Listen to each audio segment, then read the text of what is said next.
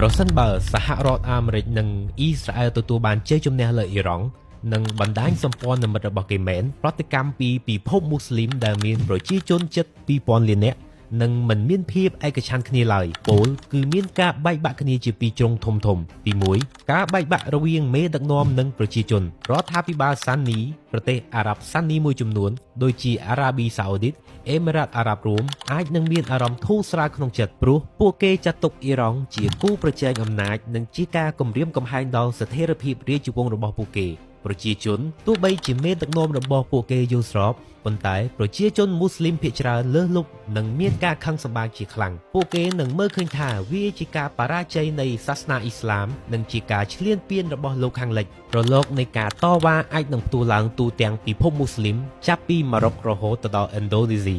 ទី2ជោគវាសនានៃបុព្វហេតុបាឡេស្ទីនសម្រាប់ពិភពមូស្លីមបញ្ហាបាឡេស្ទីនគឺជាបេះដូងនៃអារម្មណ៍រួមប្រសិនបើអ៊ីស្រាអែលឈ្នះសង្គ្រាមនោះក្តីសង្ឃឹមរបស់ប្រជាជនមូស្លីមក្នុងការឃើញរដ្ឋបាឡេស្ទីនឯករាជ្យអាចនឹងរលាយសាបសូន្យវាអាចនឹងបង្កឲ្យមានអារម្មណ៍អាម៉ាស់មុខក្នុងចំណោមយុវជនមូស្លីមដែលនាំគ្នាទៅរកការងើបឡើងនៃក្រុមជ្រុលនិយមជំនាន់ថ្មីដែលចង់សងសឹកតាមរយៈអំពើហិង្សាឬភេរវកម្មទី3ការរុញច្រានឲ្យមានសន្តិភាពដោយបង្ខំជ័យជំនះយោធានឹងផ្ដល់អំណាចឲ្យសហរដ្ឋអាមេរិកក្នុងការបង្ខំឲ្យប្រទេសមូស្លីមផ្សេងទៀតចុះហត្ថលេខាលើកិច្ចព្រមព្រៀងសន្តិភាពជាមួយអ៊ីស្រាអែលប្រទេសជាច្រើននឹងត្រូវជ្រើសរើសរវាងផលប្រយោជន៍សេដ្ឋកិច្ចជាមួយអាមេរិកឬសាមគ្គីភាពសាសនាវាអាចនឹងមានការចុះហត្ថលេខាលើសន្តិភាពច្រើនមែនប៉ុន្តែវាគឺជាសន្តិភាពត្រជាក់ដែលមានតែនៅលើក្រដាសតែគ្មាននៅក្នុងចិត្តប្រជាជនឡើយទី4ការងាកទៅរកមហាអំណាចបង្អែកថ្មីនៅពេលដែលសហរដ្ឋអាមេរិកបង្ហាញអំពីអំណាចផ្ដាច់ការពេក